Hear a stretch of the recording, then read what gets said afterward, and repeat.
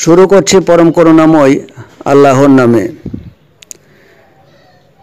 জিকির ছাড়া সিদ্ধি লাভ সম্ভব নয়। এই জিকিরকে কেউ 4 ভাগ, কেউ 6 ভাগ, কেউ আবার 11 ভাগ করেছেন। জিকির অর্থাৎ স্মরণ। আজ কথা বলবো একটা মাত্র জিকির নিয়ে, যে জিকিরের মধ্যে আপনার দেহ পবিত্র হবেই। আল্লাহর রাজ আপনার দেহ পবিত্র না হওয়া পর্যন্ত খেলবে না। এই হুঁশ দম শ্বাস প্রশ্বাসের মধ্যে যে জিকির, এই জিকির নিয়ে আপনাদের সঙ্গে আজ বিস্তারিতভাবে কথা বলবো। আমার হুজুর মাহবুব আলম চিশতি তার একটা গজলের মধ্যে দিয়ে এই জিকিরের বিস্তারিতভাবে বর্ণনা করেছেন। আপনাদেরকে গজল ধরে ধরেই তার ব্যাখ্যাতে যাব। প্রতি দমে শ্বাস প্রশ্বাসে হুঁশ রাখা অবশ্যই দরকার। সমস্ত সৃষ্টির মধ্যেই সর্বশ্রেষ্ঠ মানুষ, ইবাদতের জন্য তার সৃষ্টি হয়েছে। সমস্ত প্রাণী জীবিত তখন পর্যন্তই আমরা বলতে পারি যতক্ষণ পর্যন্ত তার শ্বাস প্রশ্বাস চালু থাকে।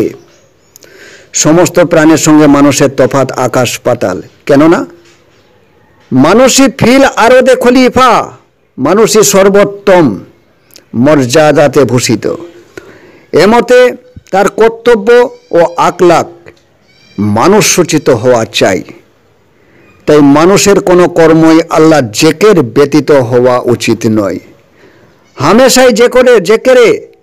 হামেশাই জেকেরে লিপ্ত ব্যক্তিগণ ব্যতীত কেহই মুক্তি পাবে না। সূরা মায়ারেজ, আপনারা সূরা মায়ারেজ ভালো করে পড়ে দেখবেন যে জেকের ছাড়া কারো মুক্তি লাভ সম্ভব নয়। একদম ফেল যদি বেয়াদে খোদা, আম্বিয়ার শের যেন করিলেন জুদা। একটা দম যদি আমার বেহুঁশে আল্লাহ ছাড়া, আল্লাহ জেকের ছাড়া আমার পড়ে, আমি যেন আম্বিয়ার, আমি যেন আউলিয়ার শের কেটে ফেললাম। এত তাগিদ, এত জোর মারিফতি সালেকগণের জন্য দেওয়া হয়েছে, টোটাল বিশ্ববাসীর জন্য দেওয়া হয়েছে। কে বুঝবে এই দমের খেলা? আমরা প্রত্যেকেই জানি একদিন দুদিন না খেলে মানুষের বেঁচে থাকা সম্ভব। 5টা মিনিট যদি সে শ্বাস না টানে, শ্বাস গ্রহণ না করে, তার মৃত্যুতে পরিণত হয়। তাই আমার হুজুর একটি গজলের মধ্যে বললেন, দম বাজিতে ভুলো না রে মন, ভুললে দমে মরবি গমে, যাবে রে তু রাজ্য ধন। দম বাজিতে ভুলো না রে মন। এই শ্বাস প্রশ্বাসের মধ্যে পাশ আন পাশের মধ্যে যে জিকির আল্লাহ রাসূল, আল্লাহর আউলিয়া দিয়েছেন, তা আমাদেরকে প্রত্যেকটা দমে দমে এই জিকির চালাতে হবে। কেননা আমার অভ্যন্তর পবিত্র করার প্রয়োজন আছে। দেহ শুদ্ধি হয়, আপনি সাবান মাখবেন, আপনার দেহ শুদ্ধ হবে। আপনি রুজু করবেন, আপনার দেহ শুদ্ধ হবে। আপনি গোসল করবেন, আপনার দেহ শুদ্ধি হবে। কিন্তু মন শুদ্ধি তো জেকের ছাড়া হয় না। তাই এই পাশ আন পাশের জেকের এতই মূল্য, মনকে শুদ্ধিকরণের একটা ওষুধ বা একটা যন্ত্র বলতে পারেন। তাই হুজুর লিখলেন, দম বাজিতে ভুলো না রে মন, ভুললে দমে মরবি গমে, যাবে রে তোর রাজ্য ধন। আসা যাওয়া সিংহাসনের দমে শোয়ার নিরঞ্জনে, খেঁচলে যেতাই হৃদ গগনে, সর্বজ্বালা তার নিবারণ। এখানে দেখুন দম সাধনের কথা বলা হয়েছে। আমার মধ্যে আল্লাহ ঢুকছে বেরোচ্ছে, আমার শ্বাস প্রশ্বাসের মধ্যে। আসা যাওয়ার সিংহাসনে দমে শোয়ার নিরঞ্জনে, নিরঞ্জন দমে শোয়ার করেছে। দমের উপর ভর করে আমার আল্লাহ আমার কাছে আসা যাওয়া করে। আল্লাহ যতক্ষণ পর্যন্ত আসা যাওয়া করছে ততক্ষণই তো আমার শ্বাস চালু আছে, ততক্ষণ আমি বেঁচে আছি। যখন কুম্ভকে করা হয়, সেই কুম্ভকের মধ্যে দিয়ে যখন তার হৃদ গগনে ওই দম কষে, দম তার মধ্যে অ্যাটাক হয়ে যায়, তখন তার সর্বজ্বালা, দম কষ্টের জ্বালা তার থাকে না, তখন তার হয় দিদার, তার হয় তখন মেরাজ। তবে এই প্রসেস পদ্ধতি অবশ্যই কামেল মুর্শিদের সহবতে থেকেই শিক্ষা করতে হবে, নিজে নিজে এহার শিক্ষার বিষয় নয়, হিতে বিপরীত হবে। তারপর তিনি বললেন, বাজাই বাঁশি হু হু সরে, আপে রব্বে পরোয়ারে। বাজাই বাঁশি হু হু সরে, এই যে হু হু সরে, শ্বাস প্রশ্বাসের মধ্যে যে হু হু শব্দ আমাদের প্রতি মুহূর্তে চলছে, তা আল্লাহরই আসা যাওয়ার এক রাস্তা। না চিনে রব্বের পতন ওরে ফুরায় হায়াত ও কারণ। আমরা এই শ্বাস প্রশ্বাসকে চিনতে পারিনি, আমাদের আয়ু এখানেই নির্ধারণ করা আছে। আমি এর আগে একটি এপিসোড করেছি কিভাবে আয়ু বাড়ানো যায়। আমাদের আয়ু নষ্ট হয় একমাত্র শ্বাস প্রশ্বাসের মধ্যেই। প্রতি শ্বাসে 2 আঙুল পরিমাণ আমরা কম শ্বাস টানতে পারি, কারণ টানার সময়তে ফুসফুসকে ফোলাতে হয়, কিন্তু ছাড়ার সময়তে অনায়াসে সেটা বেরিয়ে যায়। এ নিয়ে আমার একটা এপিসোড করা আছে, আপনারা দেখে নেবেন। আয়ু বাড়ানোর উপায় বলে একটি এপিসোড আছে। এই শ্বাস প্রশ্বাসকে আমরা যদি না চিনতে পারি, না জানতে পারি, তাহলে আল্লাহকে চেনা বা জানাও সম্ভব নয়, কারণ এই পথে আমার আল্লাহর আসা যাওয়া আছে।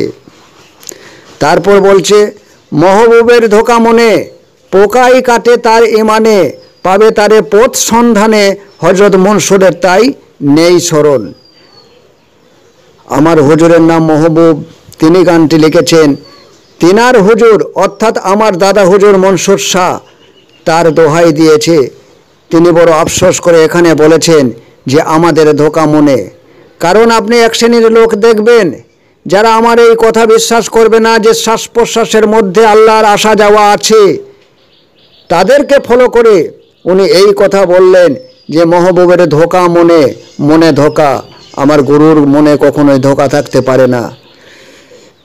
যে পোকাই কাটে তারে মানে, এই বিশ্বাস আমরা রাখি না যে আল্লাহ আমার কাছে কোন রাস্তায় যাওয়া আসা করে, এই বিশ্বাসটা আমরা রাখি না। এখানে আমাদের ঈমান নষ্ট হয়ে যাচ্ছে। তাই আমরা যারা মুর্শিদপন্থী লোক, আমরা মুর্শিদের স্মরণেই পড়ে থাকি। প্রতি দমে দিবারাত্রি সকল সময় মানুষকে স্মরণ রাখিতে হইবে। প্রশ্বাস গ্রহণের সময় চিন্তার সহিত আল্লাহ শব্দ দিলে পড়িতে হইবে। অর্থাৎ আমি শ্বাস যখন গ্রহণ করছি তখন আল্লাহ শব্দ আমার শ্বাসের মধ্যে ঢুকবে।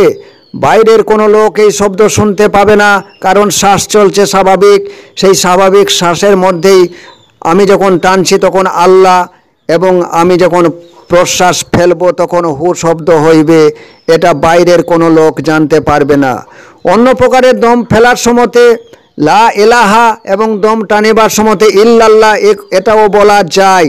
আপনাদের যেটা সহজ হবে আপনারা সেটাই করে নেবেন। প্রতিটা দমে আল্লাহর জিকির এইভাবেই চালাতে হয়। আমি টানবো আল্লাহ এবং ছাড়বো হু, টানবো আল্লাহ এবং ছাড়বো হু। এতে দেখবেন আপনার শ্বাস প্রশ্বাসের গতি ধীরে ধীরে ধীরে ধীরে আপনার ধীর হতে হতে আপনার শ্বাস প্রশ্বাস অত্যন্ত স্লো হবে এবং লম্বাই হবে। যে শ্বাস প্রশ্বাস আমাদের মিনিটে 18 বার চলে, সেই শ্বাস প্রশ্বাস আপনার দেখবেন কমে যাবে। আর কমে গেলে আপনার আয়ু যেমন বাড়বে, তার সাথে আপনার ভিতরের, আপনার অন্তরের পবিত্রতা বাড়বে। আপনার মধ্যে যে কাম, ক্রোধ, লোভ, মদ, মোহ, আশ্চর্য রিপুগুলি আছে, এরা আস্তে আস্তে শেষ হয়ে যাবে, এরা আস্তে আস্তে দুর্বল হয়ে পড়বে। এই ধ্যান বা স্মরণ বা প্রতিষ্ঠাকরণের যে কাজ আমরা করে থাকি, সেগুলি কামেল মোর্শেদের খেদমতে শিক্ষা করতে হবে। কারণ কামেল মোর্শেদের সহবতে থেকে তার কাছে শিক্ষা নিয়ে যদি আমরা করি, তাহলে আমরা সঠিকভাবে করতে পারবো, সঠিকভাবে পাশ আনপাশের এই জেকেরকে বুঝতে পারবো। কারণ জেকের তো আমাদের এবাদতের প্রাণ। জেকের ছাড়া কোনো এবাদত সম্পূর্ণরূপে কার্যকরী হয় না। তাই পথে ঘাটে, কাজে কামে, চলিতে ফিরিতে, শয়নে উপবেশনে, এক কথায় সকল সময়ে এই জেকেরের অভ্যাস রাখিতে হইবে।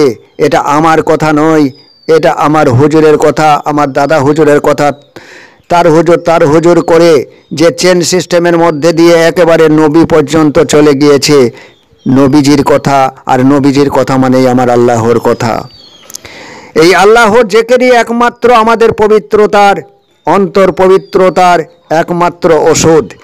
এই জিকিরের মাধ্যমেই আমরা আমাদেরকে পবিত্র করে তুলতে পারি, আর আমাদের পবিত্রতা আসলেই আল্লাহ সেখানে বসবাস শুরু করবে, স্থায়ী বসবাস শুরু করবে। আল্লাহ রাজ তখন আমার মধ্যে খেলে যাবে।